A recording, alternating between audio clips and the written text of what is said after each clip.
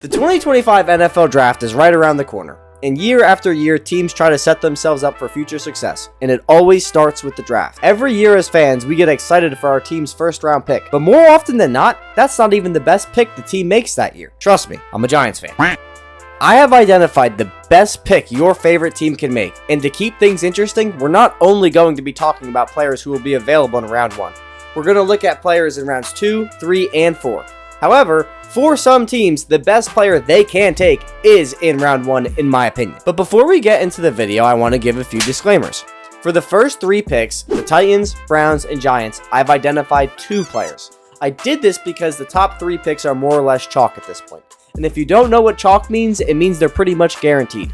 I also avoided using the same player twice for the sake of this video becoming repetitive. So buckle up and sit back, and let's look at the best move your team can make in the 2025 NFL Draft. So with the first pick of the NFL Draft, the Tennessee Titans will look to continue to build around franchise quarterback Will Levis. I'm just kidding, they're taking Cam Ward. Cam Ward is the best quarterback in this entire class, and I truly believe he is an elite prospect.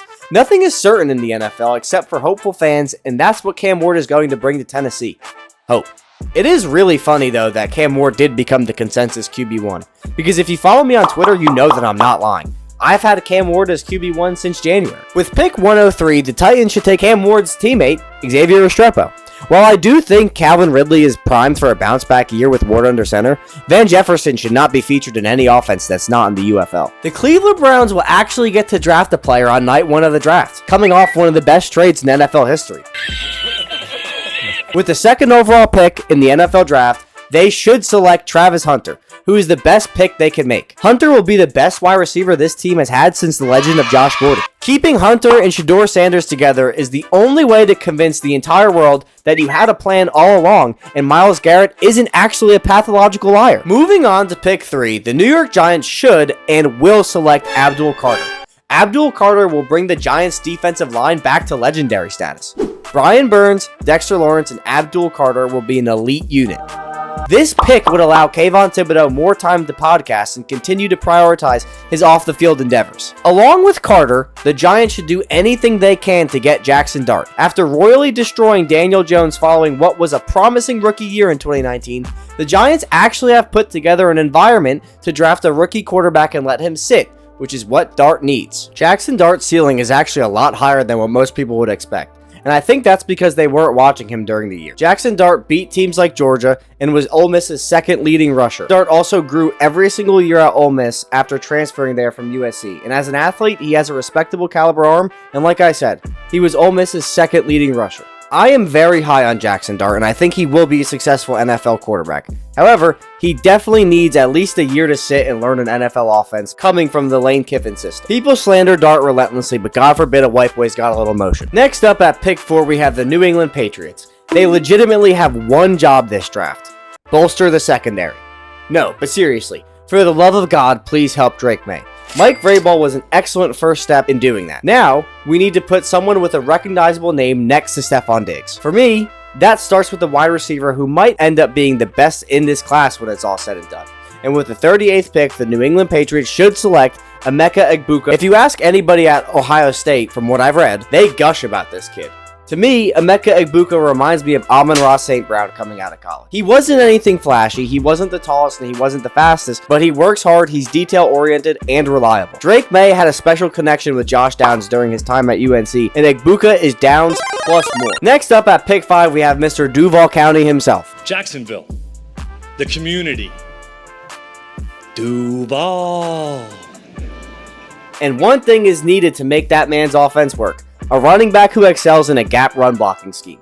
Depending on how dangerously you like to live, this pick could be made at 88, but I didn't want to risk it. So at pick 70, the Jacksonville Jaguars are selecting Damian Martinez, running back for Miami. Travis Etienne is entering the last year of his contract, and to be honest, I'm not sure if he's washed or not, or it was just the Doug Peterson offense. But in a year where you were worse than Tank Bigsby, I think that makes you a trade candidate. I don't see him remaining in Jacksonville after this year, and I do think he might get traded on draft night, specifically to the Pittsburgh Steelers before pick 123. I am a big believer in the Prince who is promised, and I do think he's going to have his best season yet in 2025. I wouldn't be shocked to see Trevor Lawrence return to 2022 form and take the Jaguars to the playoffs while winning the AFC South. The black and silver have one ticket to becoming competitive this year, and it's arguably with the safest pick in the draft, Ashton Jeanty. Ashton Jeanty, for whatever reason, is being undersold for how good of a prospect he is. If you ask me, he's the best prospect since Saquon Barkley. He had the best college season for a running back ever, and will probably add, at minimum, 1,200 rushing yards and 10 touchdowns immediately, and I don't think that that's an exaggeration. Bijan Robinson had a ton of expectations in Atlanta in year one, but he was splitting carries with Tyler Algier. In Las Vegas, Ashton Jeanty is going to be a 3-down workhorse.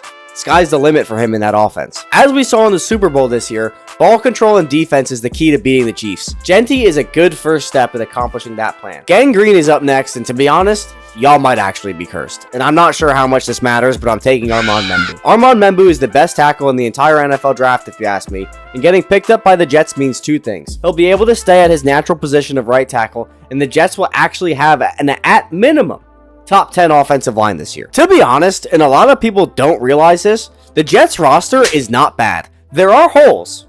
They aren't gaping Lizzo-sized holes, but there are holes. But this is a really solid roster. I'd expect the Jets to have an above-average defense in 2025 and a power run offense, and Membu is a tone setter in the run game and has phenomenal footwork and is a natural in the passing game. Speaking of gaping holes, let's talk about the Carolina Panthers defense. Good God, the Carolina Panthers defense. I really went back and forth on what the best pick is for this team because there are so many options with how bad this defense is. I think it's going to be a pretty defense-dominant draft, but I landed on pick 111 with Virginia Tech, Anais Peebles. Who the hell is that? You could be saying to yourself, what the hell is an Anais Peebles? Well, let me explain. This defense needs a complete overhaul, and if I was architecting it, I would start with the defensive line. Peebles is a player who's going to fall in the draft because he is undersized and he is an outlier.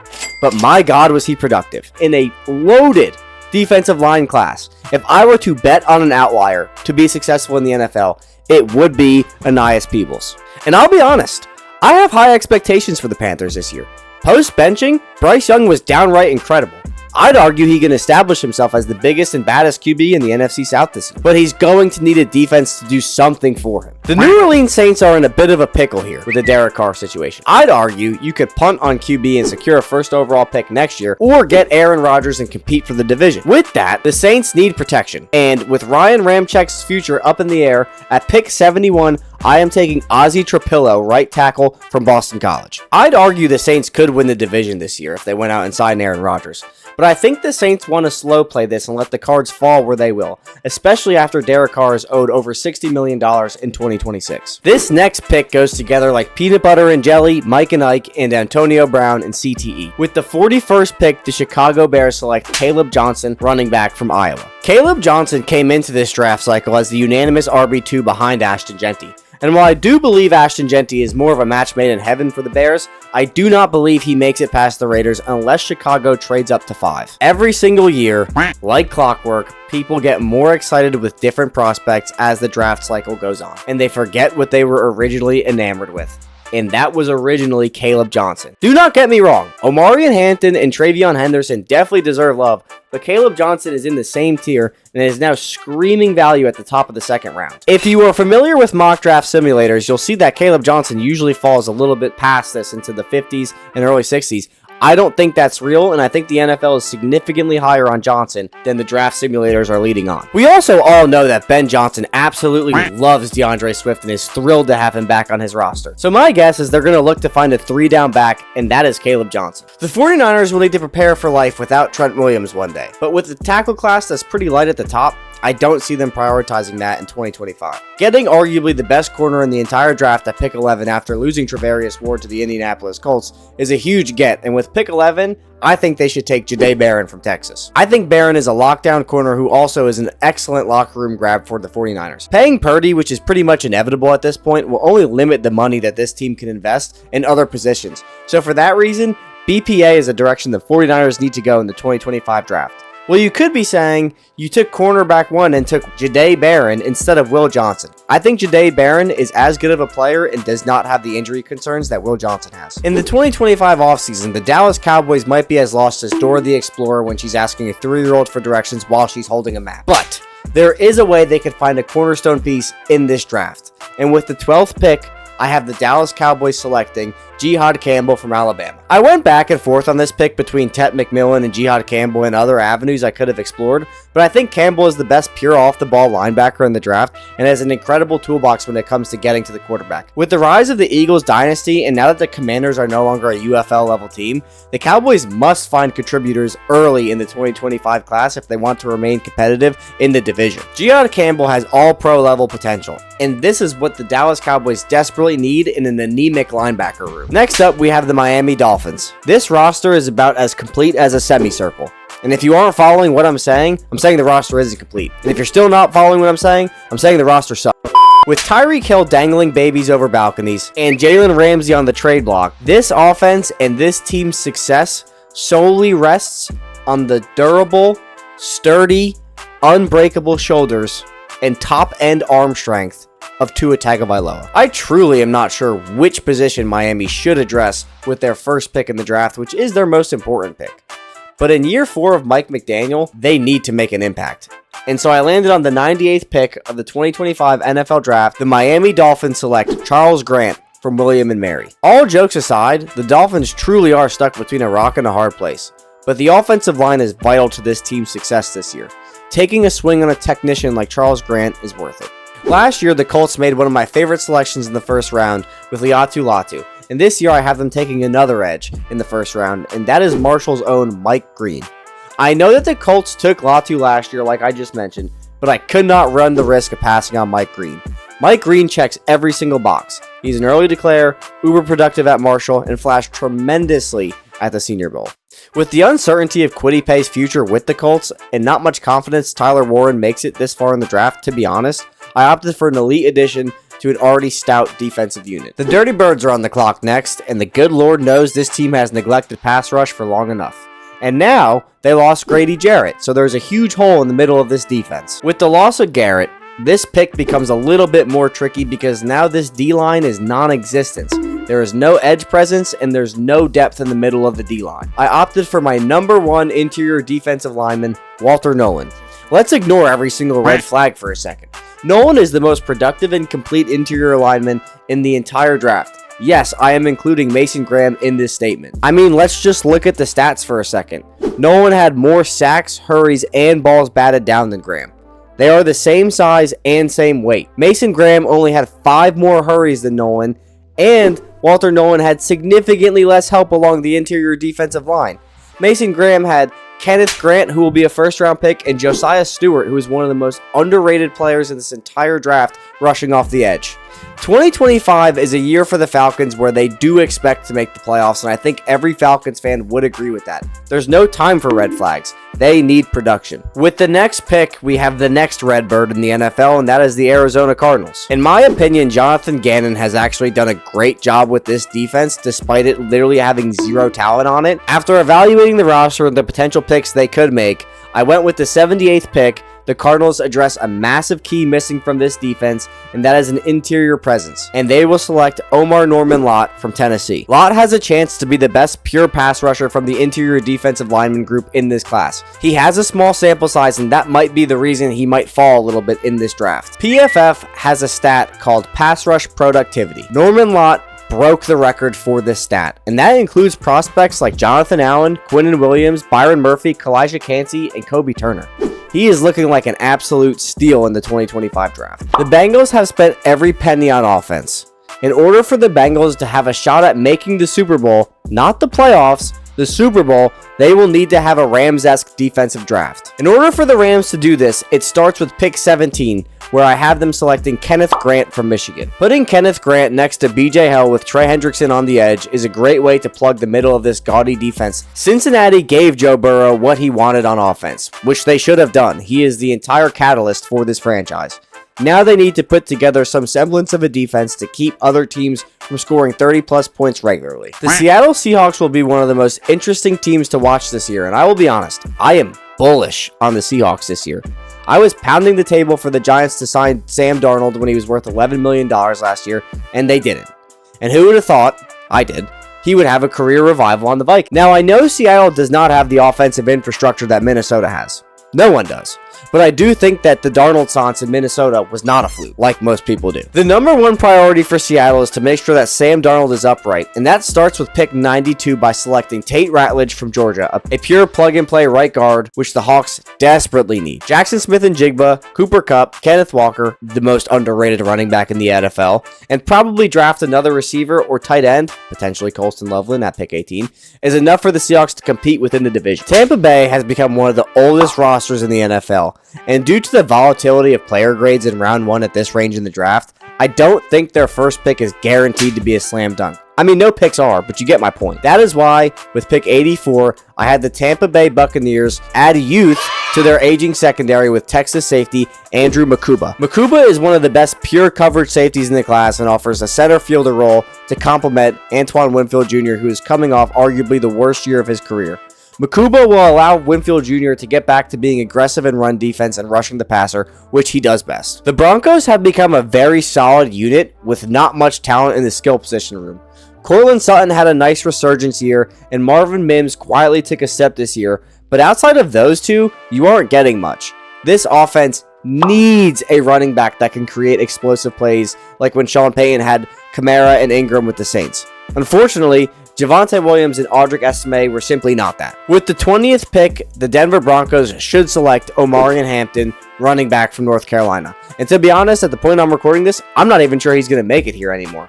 The player comp I had for Hampton was Nick Chubb, an electric north-south runner who, given a crease, is gone. The power run style Hampton brings with his explosive athleticism is just what this offense is missing. The Steelers were a tricky pick to make because we truly do not know where they stand as a franchise right now. Will they have Aaron Rodgers after the draft? Will they reach on Shedeur Sanders? What are they going to do? Nobody knows. One thing is for sure though, with Arthur Smith, they're not going to pass much.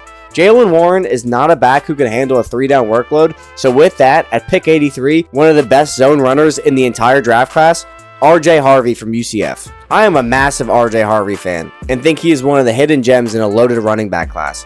He's only 5'9", but has some of the best burst scores we have ever seen, and had an outstanding combine. When in doubt, take a stab at the draft's strongest position group, which also happens to be a critical part of Arthur Smith's offense, running the ball. This is one of my favorite picks in the entire NFL draft, and I think when we look back on this draft, it's going to be one of those, how did he fall that far? At pick 55, I have the Los Angeles Chargers selecting Trey Harris from Ole Miss. Trey Harris is absolutely the real deal in my opinion, and he plays grown man football. If I had to compare Trey Harris to DK Metcalf or AJ Brown coming out of Ole Miss, I think he's a lot closer to AJ Brown than DK Metcalf. Trey Harris's numbers are that of a true wide receiver 1, and his advanced metrics are graph shattering. 5.12 yards per route run is absurd.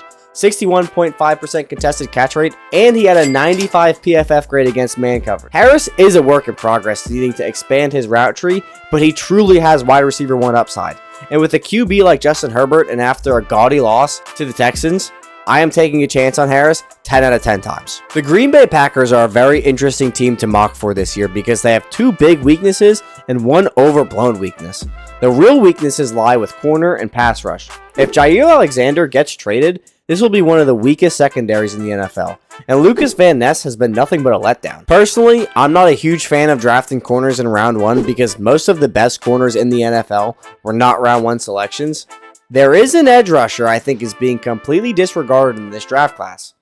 He's not a freak of nature like Mykel Williams or Shamar Stewart, and with that, I have the Green Bay Packers using pick 54 on Josiah Stewart from Michigan. Stewart's range could be anywhere from a slightly higher than pick 54 to a little bit after pick 65, and I think he might fall because he has less than ideal size, but at the end of the day, his production is undeniable. If Stewart can carry over his polished technique and production into the NFL, this is looking like your classic Packers Day 2 pick. Coming off the best free agency of any team in 2025, the Vikings have set themselves up to take best player available. I know I just said that I don't really like taking corners in round 1, but corners do go in round 1 at the end of the day. and I think taking Trey Amos will provide someone who has cornerback 1 potential from day one. Amos is a scheme-versatile corner who has good size at 6'1", 190. I think adding him to this Vikings secondary is a huge step in the right direction towards making some noise in the playoffs. If you play fantasy football, then you probably have heard of the zero running back strategy. Well, the Houston Texans are creating a brand new strategy, which is known as the zero offensive line strategy. It involves using 0 offensive linemen and letting CJ Stroud fight for his life with every snap. Funny enough, I'm not even taking an offensive lineman here, but I am taking a player who fits a role in this offense the Texans have been trying to fill, with multiple players like John Mechie and Stephon Diggs. So with pick 79, I'm taking Iowa State wide receiver Jalen Noel. I think the Texans will address the offensive line with other picks they have in this draft, so don't panic. But Jalen Noel will be a day 1 contributor out of the slot, which is what the Texans have been looking for a while now. And I know the Texans brought in Christian Kirk, but given his age and injury history, I don't think that stops you from making this pick. I think this is my favorite team player combo in the entire draft. And at pick 26, the Los Angeles Rams are selecting Luther Burden from Missouri. I think Luther Burden is one of the best wide receivers in this class, one of the best players in this class, and one of the most overthought prospects in this class. If you remember what Kupp was in 2021 when he won Super Bowl MVP, he was a target-hogging, missed tackle-forcing machine from the slot. And now that there's Devontae Adams and Puka Nacua, I think Luther Burden is a great long-term play for this offense. Like I said, I'm not sure if Burden even makes it here, but God, would this be one of the most electric fits in a Sean McVay off. The Ravens are one of the most complete rosters in the NFL, but they are missing a couple things on defense. And the one thing they simply do not have is that guy in the edge room. So with pick 27, James Pierce Jr. could absolutely come in and be one of the best pass rushers this team has, if not the best pass rusher this team has. Pierce Jr. might fall this far because he has some red flags coming out of college concerning work ethic and things of that nature, but the production and skill set is undeniable. This would be a vintage Ravens pick of just taking the best player available on night 1. The Detroit Lions have the second most complete roster in football next to the Philadelphia Eagles. Had it not been for sustaining an insurmountable amount of injuries on defense, this team really did have a shot to make the Super Bowl. Aiden Hutchinson is someone we all hope and pray comes back and picks up right where he left off before his injury, but it's not a guarantee. Even if he is fine, this team desperately needs additional pass rush.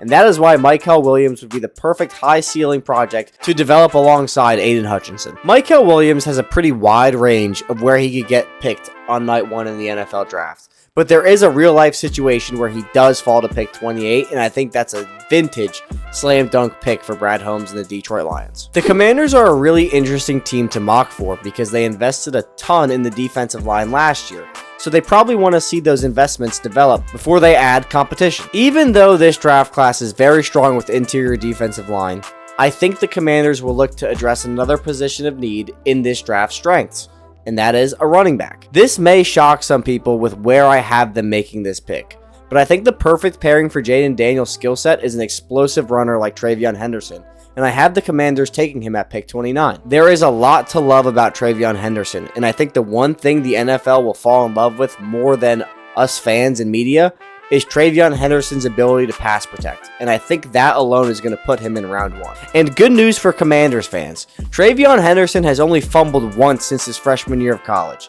So those who have had to endure the Antonio Gibson years and other chronic fumblers can breathe easy when Henderson touches the ball. What the Buffalo Bills are asking of Josh Allen to do with the offense they put around him kinda deserves jail time. The skill position room is just flat out bad. Outside of James Cook, they really are asking Josh Allen to be Superman every single game. With that being said, we are not going to be addressing the offense here, because if it ain't broke, don't fix it. With the 56th pick, the Buffalo Bills should take Benjamin Morrison, cornerback from Notre Dame. Morrison is a first-round prospect every day, but has serious medical concerns with his hip and other areas that he's been injured. In a conference with quarterbacks who can attack every level of the field, good corner play is absolutely vital, and Morrison gives the Bills a great chance to limit explosive plays. If anyone watched the Super Bowl, you probably saw Patrick Mahomes on his back an uncomfortable amount of times. The Chiefs have swung and missed on the tackle position countless times at this point, and in order to beat the Eagles, who they will see again, they need to keep trying to fix the tackle spots. With pick 31, I have the Chiefs taking Josh Simmons, tackle from Ohio State. Simmons is a fine tackle prospect. Is he my favorite? No. I have questions coming off the injury and about his ability to anchor, but he is a phenomenal athlete who has the potential to be a dominant tackle in the NFL.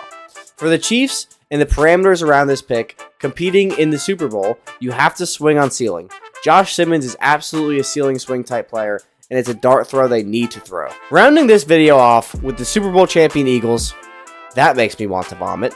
The unquestioned best pick for them is Malachi Starks, and I'm going to be honest, I don't see the Eagles picking at 32. With how this roster is constructed and how much depth they have the flexibility to be very aggressive in the draft and get the players who will help them establish a dynasty. A vintage Howie Roseman move would be to move up in the draft and select the best safety in the class from his seemingly favorite college to select defensive players from, and that is Malachi Starks from Georgia. So what do you think? How did I do? Did I pick someone you like for your favorite team, or did you absolutely hate the pick? Leave your thoughts, comments, and opinions in the comment section below. If I said anything wrong, please correct me. I want to give the best content I can. With that being said, love you guys. Have a great day, night, or evening, and I'll catch you in the next one. Bye bye.